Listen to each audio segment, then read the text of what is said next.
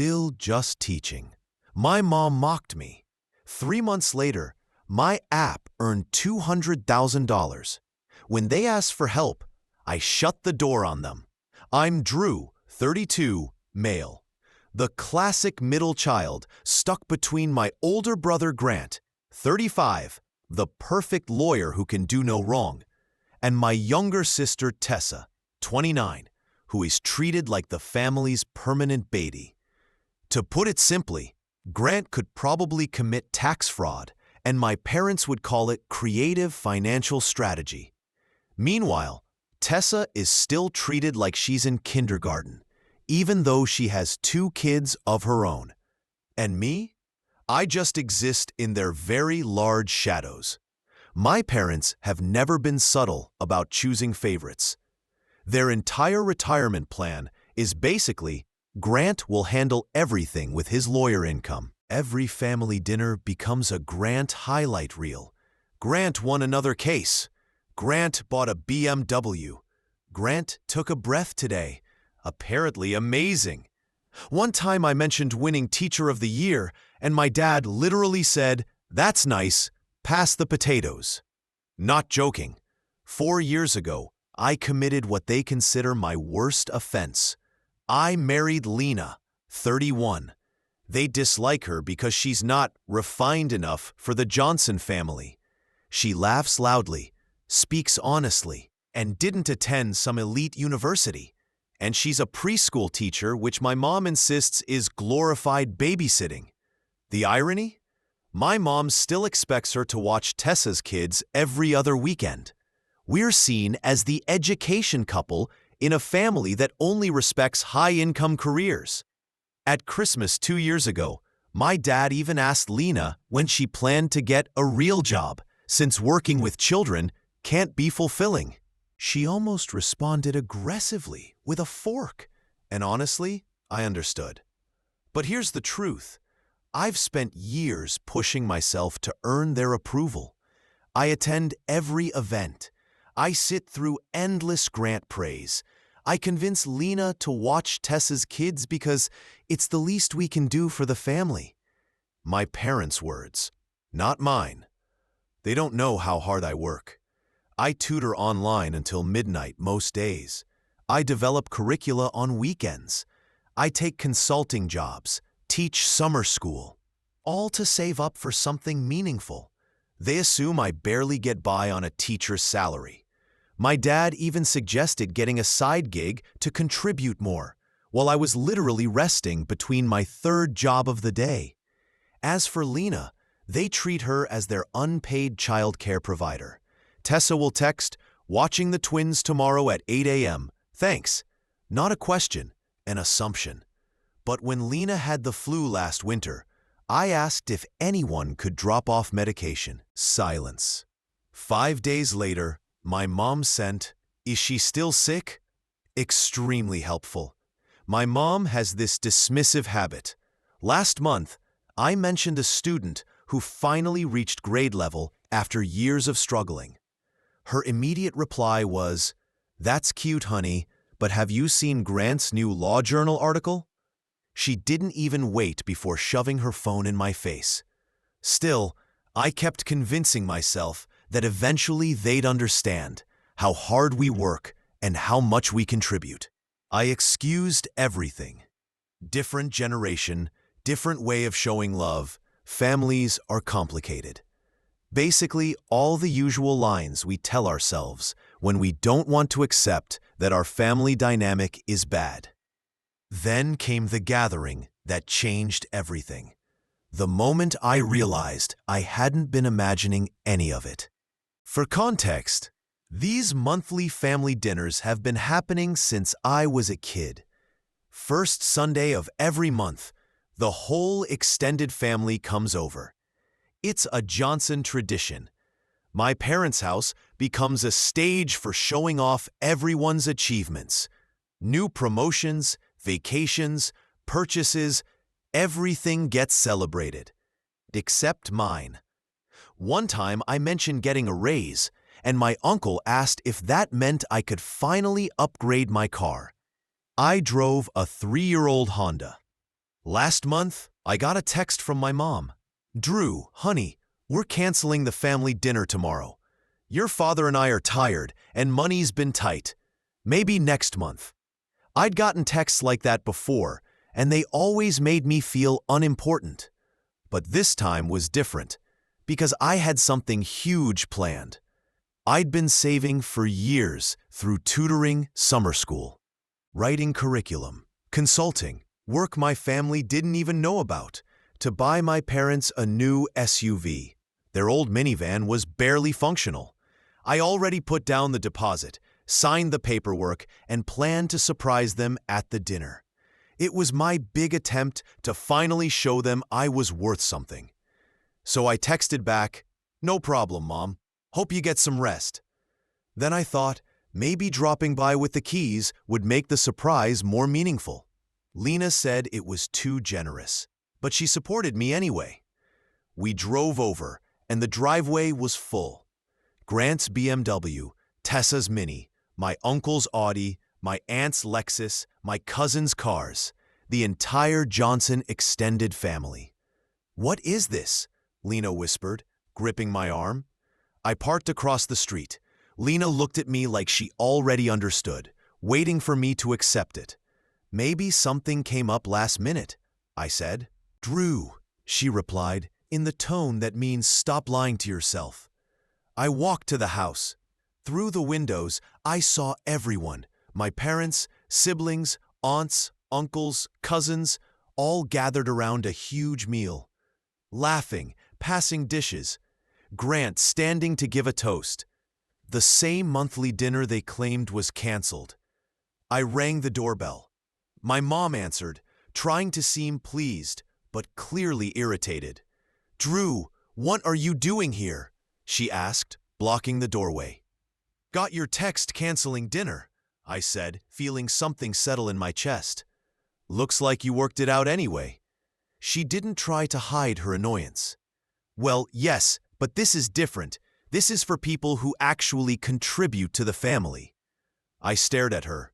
"What?" "Don't pretend you're surprised," she said. "Grant just became a partner, and Tessa's husband got a major promotion. Everyone here has accomplishments to share. You would just sit quietly. I mean, what have you done? Still just teaching?" My jaw dropped. "You're serious?" "It's nothing personal," she said. "We just wanted a night to celebrate success. It would have been uncomfortable for you." Behind her, Grant lifted his glass with that smirk he always has. My dad didn't even get up. He just looked annoyed. I saw my entire extended family, people who'd known me my whole life, happily attending a dinner I wasn't invited to. "We're celebrating successful people," my mom added. "Maybe when you get a real job or achieve something notable, you can join us." Lena stepped forward. "How could you say that?" I stopped her. "It's not worth it." A strange calm came over me. This was the confirmation of everything I had denied for years. "You know what's funny, Mom?" I said. "I actually came to give you something. I saved for 3 years to buy it. It's waiting at the dealership, fully paid for. But you definitely don't deserve it." Her expression changed instantly. "What is it, Drew? Wait." "Goodbye, Mom. Enjoy your celebration." I walked away with Lena while my mom called after me. I didn't look back.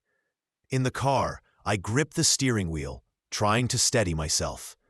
Lena sat beside me crying out of anger, not sadness. "They're terrible people. At least we can use the SUV money for something better," I said. Lena shook her head. "I can't believe you told them about the car, the look on your mom's face." She actually let out a small laugh. "I know you thought buying them a car was too much," I said. "You were right." She squeezed my hand. "I supported you because I knew how much it meant to try one last time. But Drew, they don't deserve you." "Not anymore," I said, pulling out my phone and calling the dealership. I'm done trying to buy their approval. The salesman sounded confused when I asked to cancel the purchase. "But Mr. Johnson, You were excited to surprise your parents. The car is ready. Plans changed, I said. They won't be needing it. When I hung up, Lena looked at me with a mix of pride and concern. Are you okay? Not really, I admitted, but I will be. That night, we ordered takeout, put on a silly movie, and tried to act like everything was normal. But my phone kept lighting up with messages from my family. Not apologies, just more demands. My mom, Drew, I need you to watch Tess's kids on Thursday. She has an important event.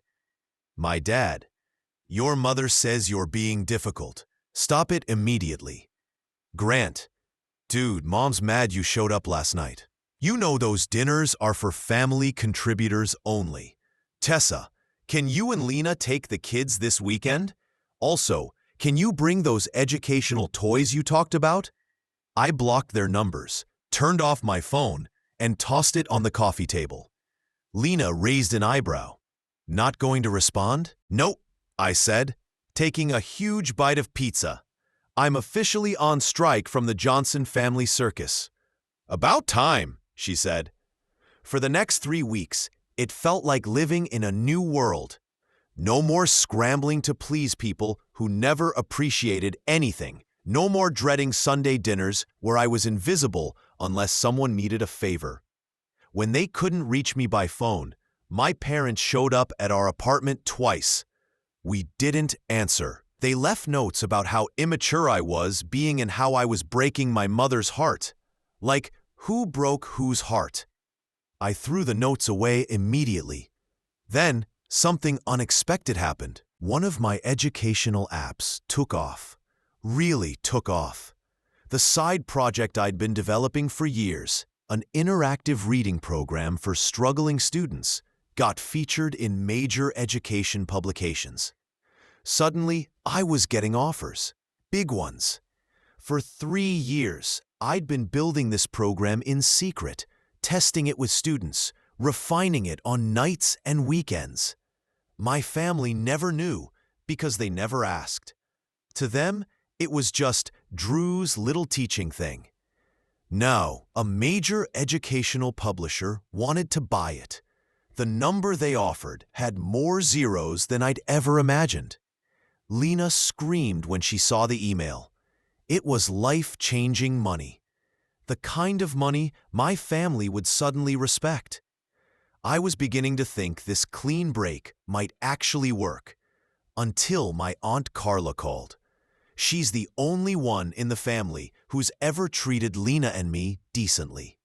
I answered because she's never been part of the drama. Drew, she whispered, like she was revealing classified information. Have you heard about Grant? What about him? I asked, trying to sound uninterested. I'd been doing well cutting ties with the family chaos. He got fired 3 months ago, she said. That big Morrison case? He completely messed it up. Missed a filing deadline and tried to cover it up.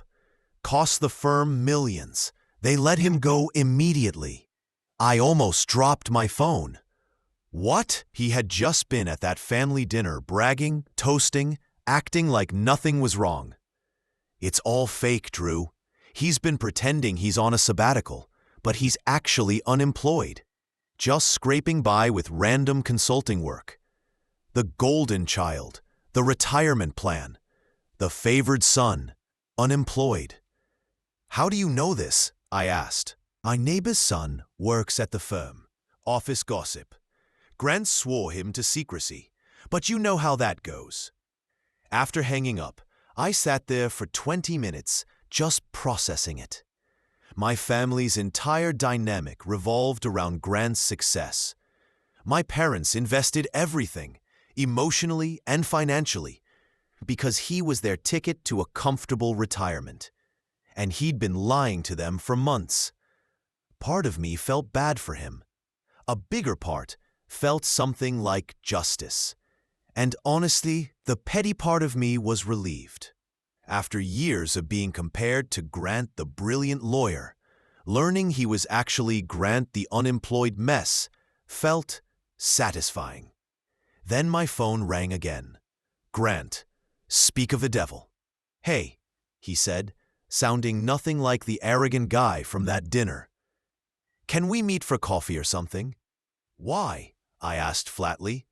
A long pause. I need to talk to someone who isn't Mom or Dad. We met at a small coffee shop between our places. He looked terrible, wearing a hoodie instead of his usual designer outfits. If I didn't know better, I'd think he was pretending to be a normal person. So, I said after we got our drinks, sabbatical going well? He looked up fast. Who told you? Does it matter? It's true, isn't it? He sagged in his chair, stirring his coffee over and over. I messed up, Drew. Really messed up that Morrison case. Missed a deadline and tried to hide it. They found out, and our parents still think you're their golden boy lawyer. I couldn't tell them, he said, nearly raising his voice before lowering it again.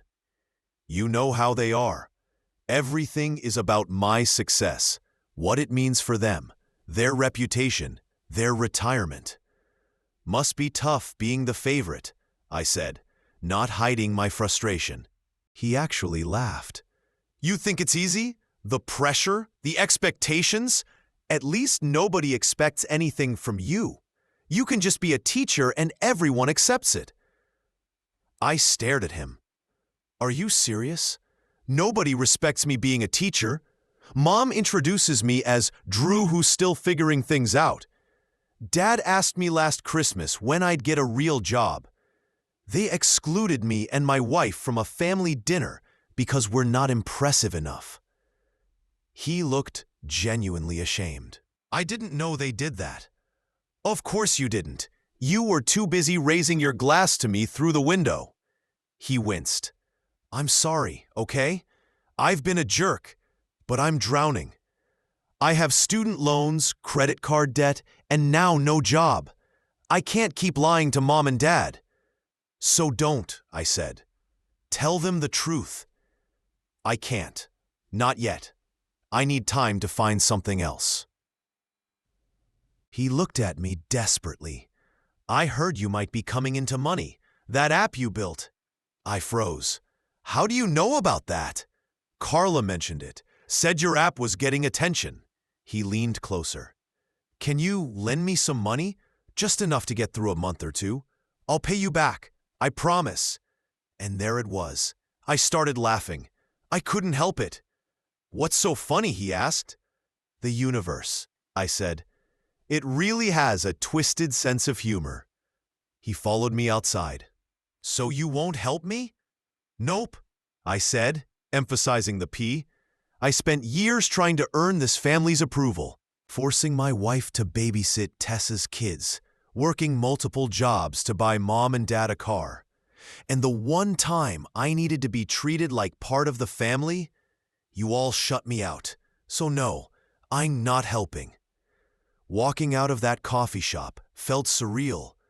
Grant, the perfect son, the successful lawyer, the retirement plan, was secretly falling apart.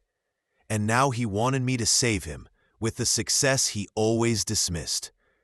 When I told Lena what happened, she stared at me for a full minute. So let me get this straight, she finally said. The golden boy lost his job 3 months ago, lied about it, and now wants money from your app deal? Yep. And you told him to get bent? Not in those exact words, but close. She threw her arms around me. I'm so proud of you. The old Drew would have emptied our savings to help him. She was right. The old Drew would have bent over backward to earn his parents' approval, even when they treated him terribly. But that Drew was gone. Now I was just waiting for whatever came next. Because if there's one thing I know about my family, it's that they don't handle rejection well. 2 days after the coffee with Grant, I get a text from an unfamiliar number. This is your father. Call me immediately. Family emergency. Nice try, but I'm not falling for that. I block the number and go back to grading papers. The next day, another unknown number. Your mother is in the hospital. Call home. Blocked again. Then early Saturday morning at 6 a.m., my doorbell starts ringing non-stop. I drag myself out of bed and look through the peephole. It's my mom, furious. I know you're in there, Drew. Open this door right now. I glance at Lena, who's sitting up in bed, looking worried. Should I? I whisper. She shrugs. It's your decision, but remember what happened the last time you gave them even an inch. She's right. I go back to the door. Mom, it's 6 a.m. Go home. Not until you talk to me face to face like an adult, instead of hiding behind blocked numbers. I take a breath and open the door, but I don't let her in. What do you want? She looks surprised I open the door at all, then shifts into what I call her concerned parent expression, the one she uses when she wants to look innocent. Drew, what is going on with you? First, you throw a tantrum about a simple family dinner, saying you bought us a gift but didn't give it. Then you cut us off completely. We raised you better than this. Did you? I ask. Because from where I'm standing, you raised me to be a doormat, to give endlessly and never expect anything back, to accept being treated as less important than Grant or Tessa. That is not true, she snaps. We've always treated all our children equally. I actually laugh. Mom, you literally told me I wasn't invited to that dinner because I don't contribute to the family. You closed the door in my face. She waves her hand. You're exaggerating. I was stressed. And besides, you do contribute less than Grant and Tessa. What about all the times Lena babysat Tessa's kids? Or all the family events where I was ignored? What about the SUV I planned to buy you? She pauses. What SUV? The brand new SUV I was going to surprise you with that night. The one I saved for 3 years to afford. It's sitting at the dealership. Her face shifts. Anger replaced with calculation. You were going to buy us a car? Yes, but it doesn't matter. I canceled it. She looks shocked. But how could you afford that? You're a teacher. I've been working side jobs for years, and I developed an educational app that just got picked up by a major publisher. I'm about to receive a 6-figure check, but you'll never see any of it. Her eyes widen. 6 figures? For an app? Drew, honey, I think there's been a huge misunderstanding. Why don't you come over for dinner and we'll talk? Your father will be so proud of your app. No, but Drew, listen. Her voice suddenly turns syrupy. You know your father and I have been struggling ever since, since Grant's situation. We had to take out a second mortgage to stay afloat. And with you doing so well now, surely you can help. It's only fair. We're family. The desperation in her eyes makes everything crystal clear. This wasn't about family. It was about money. About making me the new bailout plan. So let me get this straight, I say. You spent years making me feel like nothing. Cut me off the moment I wasn't convenient. And now that Grant can't support you, you expect me to take over? Her eyes narrow. Don't be dramatic. You're the one causing problems. Families support each other. We've been more than patient with you, but it's time you contribute. I shake my head. Everything I contributed was never enough, and it never will be. I'm done. I close the door. I feel lighter than I have in years. Through the peephole, I see her stand there in disbelief before storming off. Well, Lena says behind me, that was something. Yeah, I sigh, but I think the real storm is just starting. And I'm right. It begins with the extended family. Aunt Nina leaves emotional voicemails about how my parents might lose their house because of my selfishness. Uncle Ray, who I've seen maybe 3 times in 10 years, texts daily about family loyalty. Even my 80-year-old grandmother gets pulled into it, calling to say she's disappointed in who I've become. I block them one by one. It feels like playing the world's saddest version of whack-a-mole.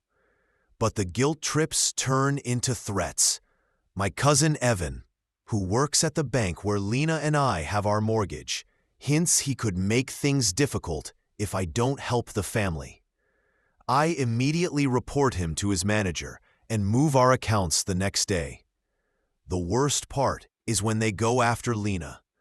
Apparently, my mom decided that if she couldn't reach me, she'd target my wife. She told anyone who would listen that Lena was manipulating me, that she'd always been jealous of the family's close bond, and other nonsense. Some of Lena's coworkers start acting strange. Parents at her preschool ask intrusive questions about our home life. Someone even calls in an anonymous concern to her director, claiming Lena seems emotionally unstable and might be a risk to the children. Thankfully, her director knows it's baseless and dismisses it, but it still rattles us. The final straw comes when Tessa shows up at our apartment with her kids. It's 7:30 on a Sunday morning, and we're woken up by loud knocking. I look through the peephole and see my sister and her 2 kids dressed for church. I open the door, but keep my body firmly blocking the entrance. Tessa puts on her most frazzled mom expression and says she has an emergency, insisting she needs us to watch the kids for just a few hours.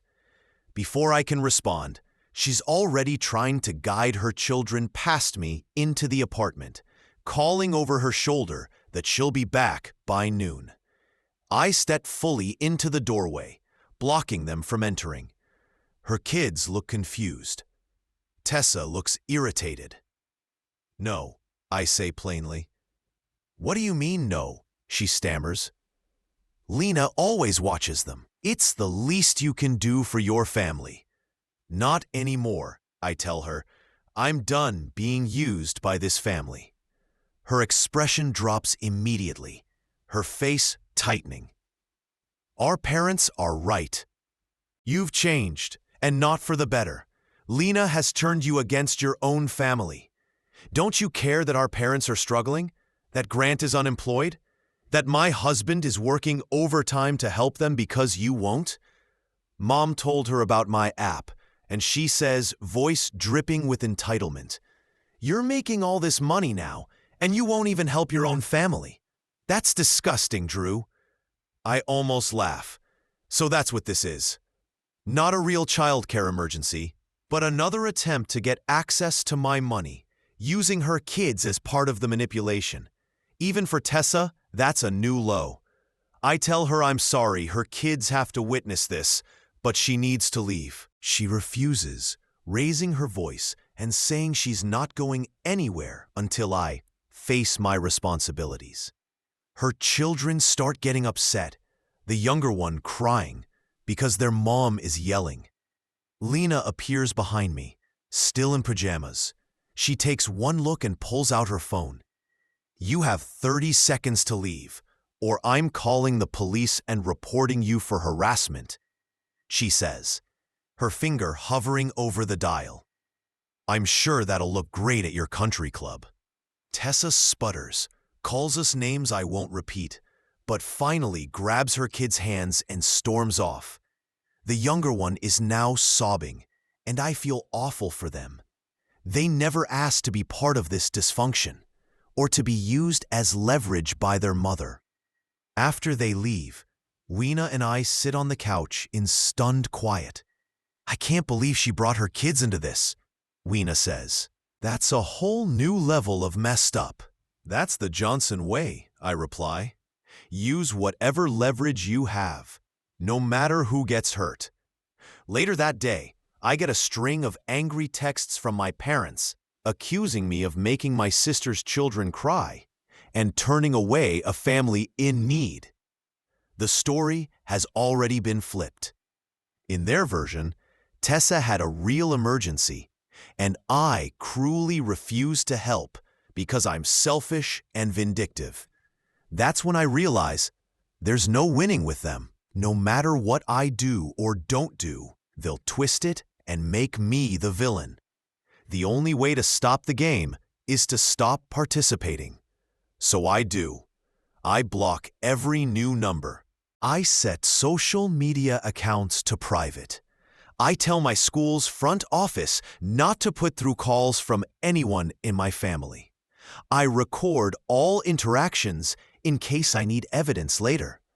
For the first time ever, I set real boundaries, ones with consequences, not the flimsy ones they always ignored.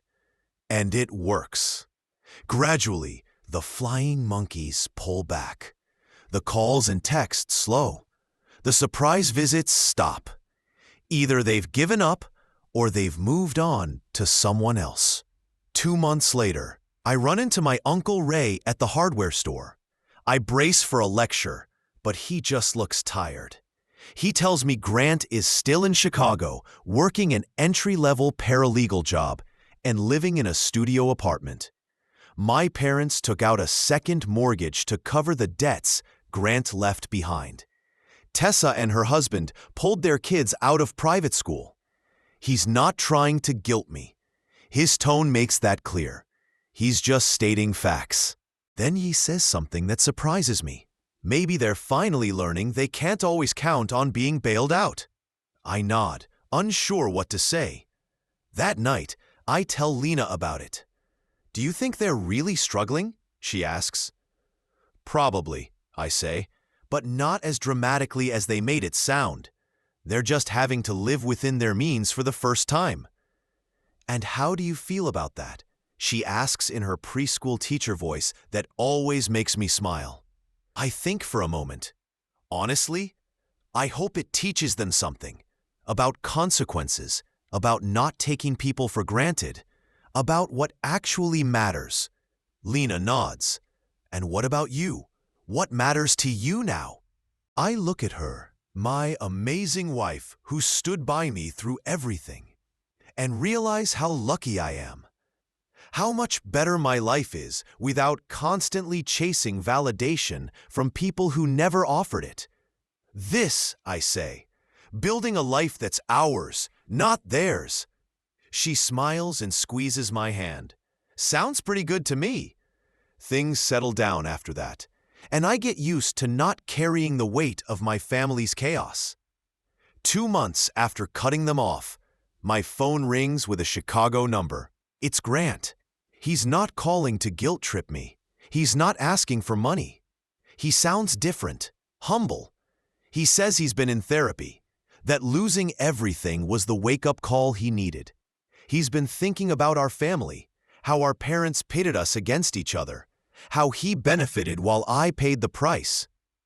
"I'm sorry," he says, "for everything. You didn't deserve any of it." I wait for the hidden agenda, the dig, the request, the manipulation, but it never comes. Grant tells me he started over. The Fetsy law career is gone. He works at a legal aid clinic, making very little, but actually helping people.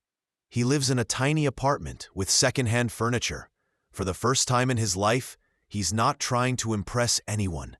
Our parents are panicking. Their golden child not only fell from grace, but seems content with a simple life.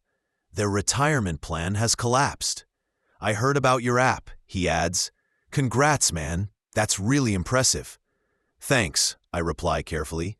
"I'm not asking for money," he says quickly, as if he knows what I'm thinking. I finally understand what you've dealt with all these years. I don't know how you stood it." Before we hang up, he says something that shocks me. "I always envied you." I'm stunned. "You had something you cared about," he continues. "You married someone you love, not someone mom and dad approved of. You built a life that's actually yours. I had the favorite son title, but you had freedom. As for my parents and Tessa, there's nothing. No apologies, no reflection. Just occasional updates from Grant about the latest fallout, the house they downsized from, the country club membership they gave up. Tessa's husband leaving after discovering her massive credit card debt. I realize some people never change, never take responsibility, never see past their own needs. Closure doesn't come from them admitting wrongdoing. It comes from me finding peace anyway. Last week, I got a promotion, curriculum coordinator for the whole district. 5 years ago, I would have called my parents immediately, hoping for praise that never came. Instead, I celebrated with Lena and with friends who genuinely support me. Grant texted congratulations. My parents still don't know, and I'm okay with that. More than okay. I'm thriving. The Johnson family monthly dinner still happens. I hear they've moved on to glorifying a cousin who started a tech company.